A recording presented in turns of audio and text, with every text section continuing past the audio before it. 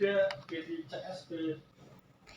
Assalamualaikum warahmatullahi wabarakatuh. Kembali berjumpa dengan Bu Rizky ya di materi komunikasi terapeutik. Kalau kemarin kita membahas bagaimana caranya memberikan komunikasi efektif, apapun ya yang kita komunikasikan itu supaya efektif. Kali ini kita akan membahas mengenai komunikasi terapeutik. Komunikasi terapeutik itu apa saja? Nah, kita ke definisi terlebih dahulu ya. Jadi, komunikasi terapeutik adalah komunikasi yang direncanakan secara sadar, bertujuan, dan kegiatan dipusatkan untuk kesembuhan pasien. Jadi, ketika Anda memberikan komunikasi yang tujuannya adalah kesembuhan kepada pasien, itu dinamakan dengan komunikasi terapeutik. Nah, menurut Stuart ya, ketika ada hubungan interpersonal antara perawat atau bidan dan klien, dalam hubungan ini bidan dan klien itu memperoleh pengalaman belajar bersama dalam rangka memperbaiki pengalaman emosional klien. Maksudnya bagaimana? Kita ya sebagai seorang bidan, kita juga belajar ketika bertemu dengan klien. Maksudnya, oh kok ada klien yang seperti ini ya, saya akan memberikan asuhan mengenai ada klien yang mengalami kekhawatiran, mengalami perubahan psikologis trimester 1, misalnya pusing, mual muntah ya. Terus kita belajar pada kliennya.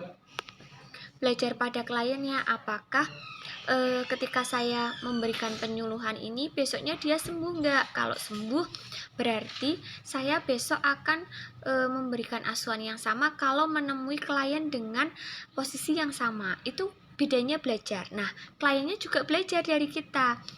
Ketika kliennya mengetahui, oh kata Bu Bidan saya ini mengalami hal yang normal, mual muntah, pusing-pusing, itu adalah hal yang normal. Nah, itu berarti kliennya belajar dari kita. Kita dengan klien sama-sama belajar, ya. Nah, tujuannya adalah membantu pasien memperjelas dan mengurangi beban perasaan dan pikiran, membantu mengambil tindakan yang efektif, dan membantu memengaruhi orang lain. Memengaruhi orang lainnya bagaimana? Karena kita itu sebagai tenaga kesehatan memengaruhi ke arah yang lebih baik, Mbak. Ya, contohnya ibu itu mengalami anemia, ternyata selama hamil berpantang makanan, tidak makan telur, tidak makan nanti katanya gelundang-gelundung, tidak makan udang dan sebagainya. Nah, kita mau tidak mau harus mempengaruhi supaya ibu itu tidak berpantang makanan agar bayi yang ada di dalam kandungannya itu mempunyai gizi yang baik ya. Ibunya pun selama hamil mempunyai gizi yang baik. Itulah membantu mempengaruhi orang lain. Dengan kita bertanya kepada pasien, mendengarkan keluhannya, itu namanya kita mengurangi beban perasaan dan pikiran, ya. Nah, tujuan terapeutik yang diarahkan kepada pertumbuhan klien. Maksudnya bagaimana? Anda baca dulu itu. Yang 3 itu apa saja? Ya. Yang pertama, realisasi diri dan penerimaan diri dan rasa hormat terhadap diri sendiri. Realisasi diri real ya, kembali ke dirinya. Maksudnya bagaimana, Bu? Nah, pada kasus-kasus di mana seseorang itu divonis penyakit yang parah. Kalau di kebidanan itu di obstetrik ginekologi ada kanker payudara, kanker serviks ya. Itu juga mau tidak mau nanti kita akan menemui konseling seperti itu ya, atau yang pada ibu yang pasca keguguran. Nah, bagaimana kita mengarahkan ibu itu agar bisa menerima kenyataan ya, tidak menyalahkan diri sendiri. Kadang ya ada yang keguguran kemudian menyalahkan diri sendiri ya. Nah, kita sebagai seorang bidan harus membuat ibu itu menerima kenyataan ya, menghormati dirinya sendiri. Kemudian identitas diri yang jelas dan rasa integritas yang tinggi. Maksudnya bagaimana? Jadi oh ya, saya kemarin mengalami keguguran, sehingga nanti saya kalau hamil lagi supaya tidak terjadi hal yang seperti itu. Contohnya begitu. Nah, kita itu membantu klien agar dia pulih ya, bangkit dari hal-hal yang memang membuat dia terpuruk. Pada satu kasus misalnya, ibu itu anak mahal ya. Anak mahal itu apa? Maksudnya sudah lama sekali tidak hamil ya. Begitu 5 tahun misalnya menikah kemudian baru hamil, itu kan anak mahal. Begitu hamil di kandungan selama 9 bulan, tiba-tiba pas mau melahirkan ada masalah, permasalahan pada ibunya sehingga bayinya yang dilahirkan itu meninggal. Nah, kita sebagai tenaga kesehatan harus memulihkan keadaan bahwa bayinya itu sudah meninggal ya, dan ibu itu tidak boleh menyalahkan dirinya sendiri, tidak boleh menyalahkan orang lain, tidak boleh menyalahkan orang di sekitarnya.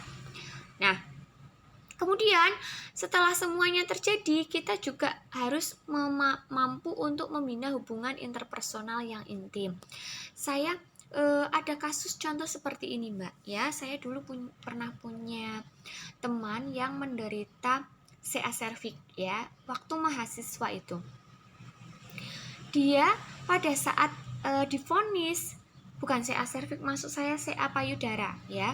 Divonis CA payudara, pasti dia menolak ya. Menolak itu artinya denial ya. Masa saya menderita penyakit seperti ini? Akhirnya karena dia itu dalam tahapan denial ya, kemudian banyak pemeriksaan yang dilakukan, dia tidak berangkat ya, tidak berangkat ke kampus dalam jangka waktu yang lama ya. Tetapi tidak ada yang tahu, Mbak ya, kalau dia menderita penyakit kanker. Waktu itu ketika ditanya, dia selalu cerita operasi gigi ya, sedang sakit ya, tapi tidak bilang bahwa dia sudah menderita kanker stadium 3 waktu itu ya, ketahuannya sudah stadium 3. Nah, sebagai bidan ya, pada waktu itu harus memberikan konseling bagaimana supaya dia itu kembali ke kehidupannya, integritas diri bahwa dia adalah seorang pasien CA payudara. Nah, kalau kita sudah memberikan konseling yang baik, akhirnya orang itu bisa bangkit ya, tidak terpuruk, malah kondisinya tambah lemah. Itu tidak, tugas kita adalah yang menguatkan, syukur-syukur sembuh. Nah, waktu itu teman saya akhirnya kemudian berangkat kembali ya. Berangkat kembali, saya juga main di kos-kosannya itu. Tadinya kan kalau yang sesama perempuan tidak pakai kerudung ya, dia sudah pakai kerudung, dia pakai kerudung terus ya, meskipun di dalam kos-kosan. Dan dia sudah menerima keadaannya ya, menerima keadaannya bahwa dirinya adalah penderita kanker stadium 3 ya, dan waktu itu ternyata rambutnya sudah rusak, Mbak. Kenapa dia menggunakan kerudung meskipun di dalam kos yang tidak ada laki-lakinya, semua perempuan, dia selalu berkerudung. Pun itu ketika ditanya oleh teman-temannya tidak pernah cerita bahwa dia menderita CA mamai, selalu bilang bahwa rambut saya rusak karena perawatan, karena rebonding dan sebagainya. Dan dia sudah bisa bekerja sama seperti tidak sakit ya, seperti tidak sakit. Kemudian dia juga mengikuti PKL waktu itu ya, karena dia saya nggak mau cuma di rumah saja, nanti semakin rasanya itu semakin sakit. Akhirnya ikut PKL ya, ikut PKL kalau tidak salah seminggu ya, kemudian drop kembali kondisinya dan akhirnya meninggal ya, waktu itu semester 5 kalau tidak salah. Tapi dari situ itu terapeutiknya itu berjalan bagus. Maksud saya, dia bisa menerima keadaan dirinya, kemudian pulih sampai kembali ke kampus, menjalin hubungan interpersonal yang baik dengan orang lain juga nggak masalah ya. Nah, itu tujuan kita. Contoh kasus lagi, saya pernah menemui yang anak yang tadi anak mahal, 4 tahun menikah ya, baru hamil, anaknya itu sudah dikandung sampai 9 bulan, tiba-tiba mau melahirkan, ada penyulit, harus dioperasi. Setelah dioperasi anaknya sudah meninggal di dalam ya, meninggal di dalam, kemudian harus dioperasi ya. Nah, waktu itu ketika setelah operasi yang namanya bidan ya atau mahasiswa pun kita akan memandikan ya, wasen namanya. Itu ibunya cukup diam saja ya, tidak bicara, ditanya pun tidak menjawab ya. Jadi seperti orang depresi. Nah, tujuan kita adalah membuat ibu itu supaya pulih, supaya kondisinya tidak seperti itu.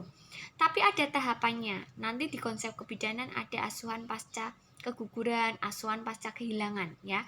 Jadi ada tahapannya. Kalau masih dalam tahapan yang seperti itu, denial ya, kita tidak bisa langsung masuk memaksa untuk ibu jangan seperti ini, belum ya. Nanti kalau setelah tahapan denial ada yang namanya bergaining atau tawar menawar, mulai ya Allah ya sudah, memang itu sudah takdir gitu. Nah itu baru kita sebagai seorang bidan masuk ya, masuk asuhan-asuhan supaya kembali pulih kondisi klien, dan syukur-syukur kita malah membantu sampai dengan sembuh ya.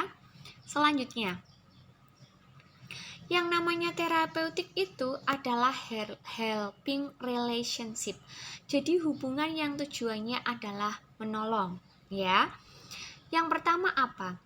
Kesadaran diri terhadap nilai yang dianut, kemampuan diri untuk menganalisa perasaannya, menjadi contoh atau peran, altruistik dan rasa tanggung jawab etik dan moral.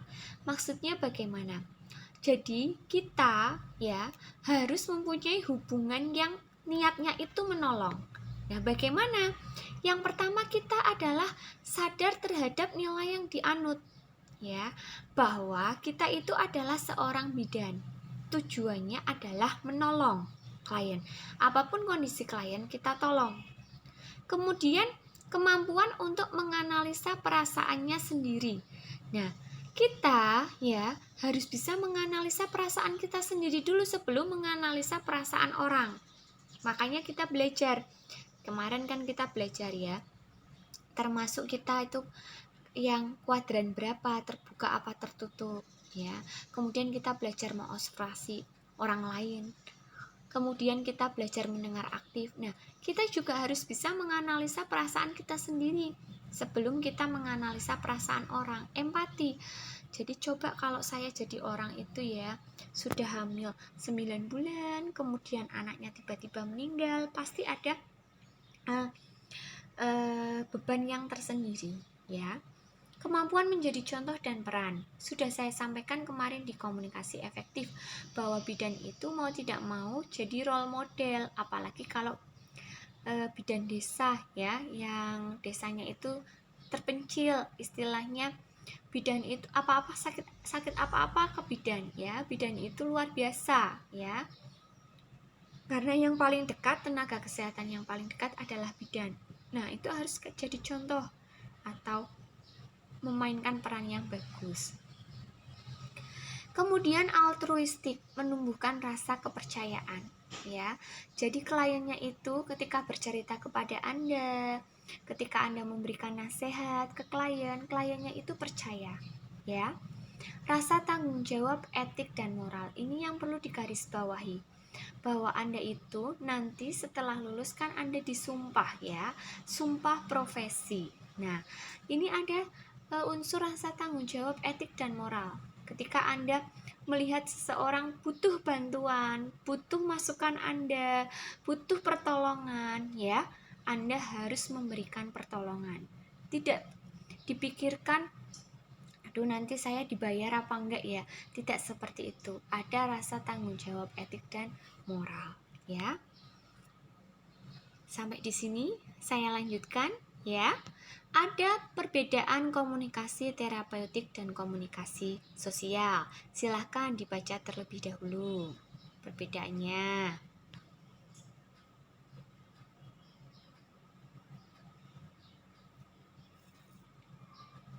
Ya, jadi terapeutik itu sudah jelas antara bidan dengan klien, perawat dengan klien ya. Tapi kalau sosial itu dengan kehidupan kita sehari-hari. Nah, kalau terapeutik itu seharusnya lebih akrab karena kita punya tujuan. Komunikasinya itu nggak mbah-mbuh mbak ya, tidak ada tujuan. Tujuannya sudah pasti adalah kesembuhan klien tadi, kliennya itu kondisinya itu supaya lebih baik ya. Nah, bidan itu mendengar aktif, mau menerima dan memahami serta mendorong pasien untuk bicara terbuka dengan dirinya. Kemarin sudah disampaikan ya, keterampilan mendengar aktif kalau tidak salah ya. Nah, itu seperti itu. Jadi pasiennya itu nanti lebih banyak cerita lagi seperti itu. Dan terencana, ya, terencana ada langkah-langkahnya nanti ya. Di slide akan kita bahas langkah-langkahnya. Nah, kemarin kita karakteristik komunikasi efektif ya. Kalau ini karakteristik bidan yang dapat mencapai tujuan terapeutik, bidannya harus bagaimana ya? Yang pertama yaitu jujur. Jujur itu maksudnya bagaimana? Kondisi pasien apapun itu harus disampaikan. Ya, disampaikan dengan bahasa yang halus dan akan mudah dipahami oleh klien. Tidak seperti kayak Anda lihat di TV-TV ya, kondisi pasiennya berbahaya. Terus disampaikan ke keluarganya tolong dirahasiakan supaya pasien tidak mendengar kondisi itu, tidak seperti itu ya. Jadi harus jujur. Terus bersikap positif thinking ya. Jadi jangan selalu suudzon terhadap klien ya. Yang namanya klien datang ke tempat kita itu mesti butuh bantuan mbak ya. Nek ora ngopo teko ngondewi ya, pasti butuh bantuan. Entah itu bantuannya cukup, Bu saya mau periksa kehamilannya, berarti dia kan pengen tahu kondisinya, kondisi bayi yang ada di dalam kandungannya seperti apa ya. Terus ikhlas. Nah, ini yang penting ya. Jadi kalau ada apa-apa itu ya, yang ikhlas ya. Anda pernah ada meme ya, meme tulisan ya. Jadi kalau nakes itu merawat seseorang dengan ikhlas itu jarak surganya itu sangat dekat katanya ya, seperti selang infus dengan infusnya gitu ya. Memenya saya lupa tapi cukup berkesan tuh ya. Jadi ikhlas nanti dapat barokah ya. Kemudian empati itu yang apa? Jadi merasakan yang dirasakan oleh orang lain itu seperti apa ya. Mampu melihat permasalahan dari sudut pandang klien. Jangan karena Anda itu bidan ya, selalu kalau klien ada masalah memandangnya dari sudut pandang Anda. Tapi pandanglah dari sudut pandang klien. Sensitif terhadap perasaan klien, peka ya, tidak mudah terpengaruh oleh masa lalu bidan atau masa lalu klien. Maksudnya bagaimana? Kadang begini mbak, kita ngasih konseling nih ya pada ibu habis melahirkan. Saya pernah nih ketemu yang seperti itu.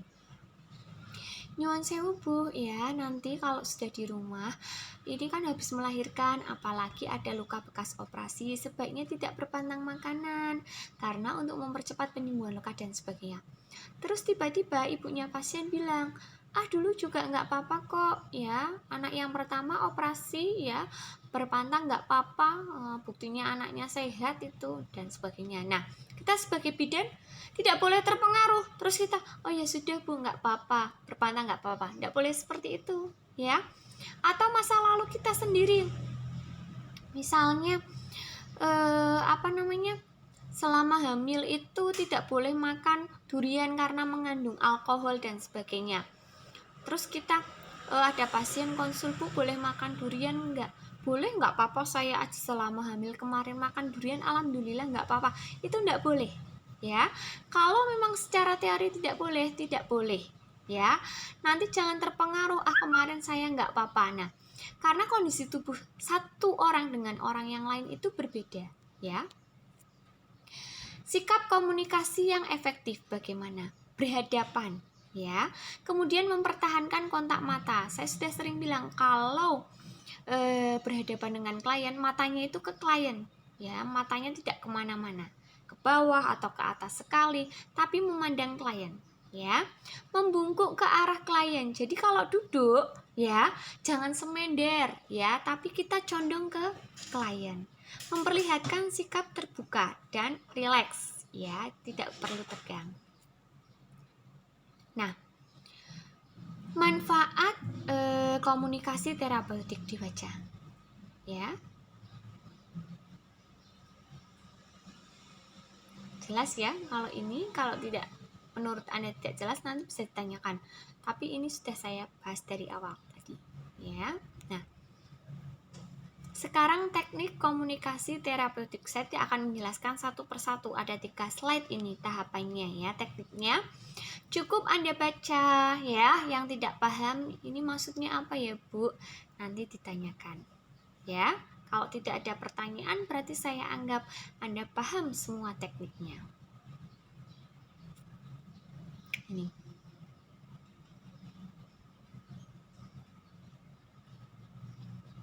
Ada saatnya kita diam. Lah kok diam Bu? Pada saat klien cerita ya. Klien sedang cerita, menceritakan permasalahannya, masa kita mau dongeng juga? Ya kita diam.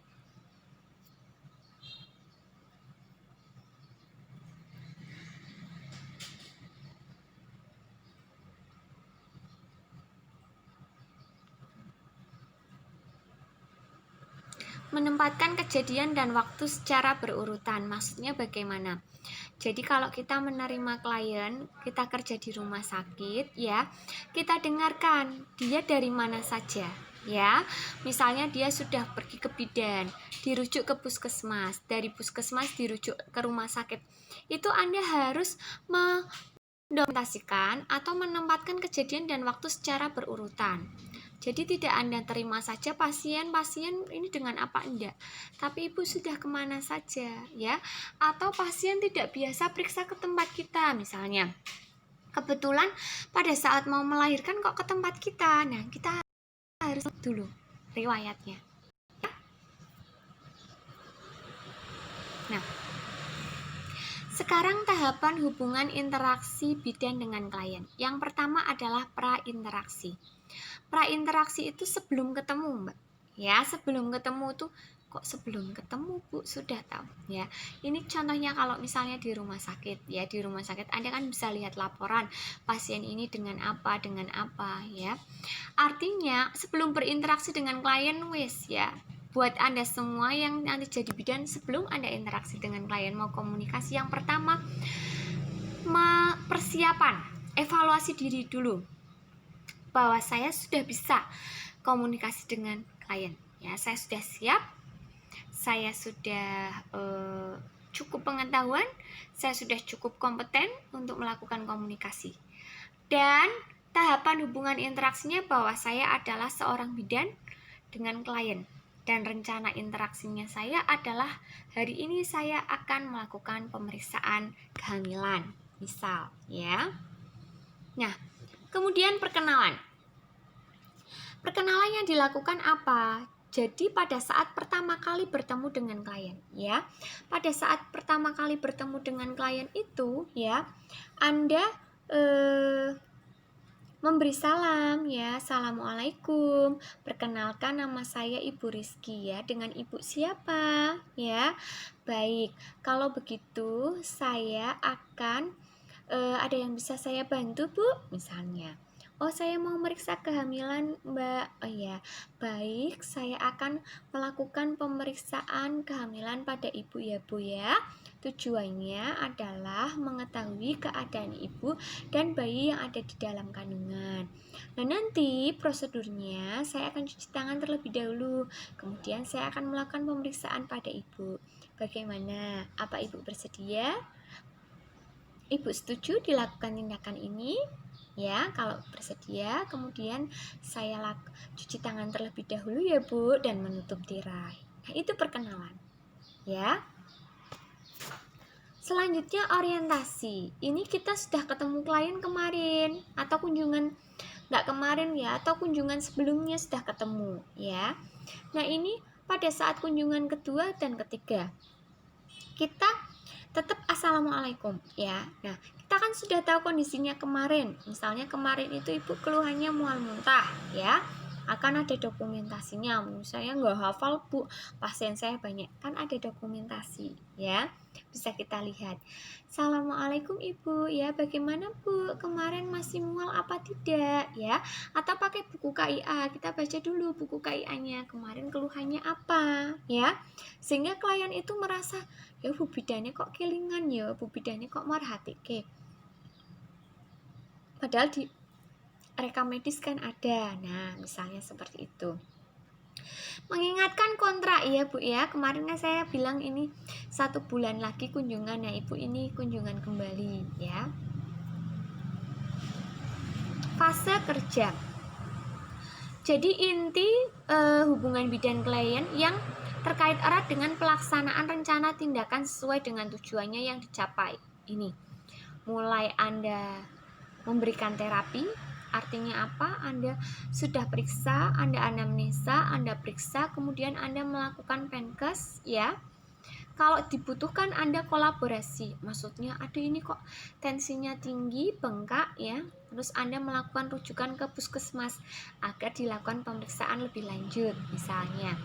Atau Anda merasa posisinya itu yang bagian bawah, kalau ibu hamil kan yang normal seharusnya kepala ya, tapi kok ini bokong. Oh saya akan melakukan kolaborasi untuk di USG, dirujuk misalnya untuk melakukan pemeriksaan USG.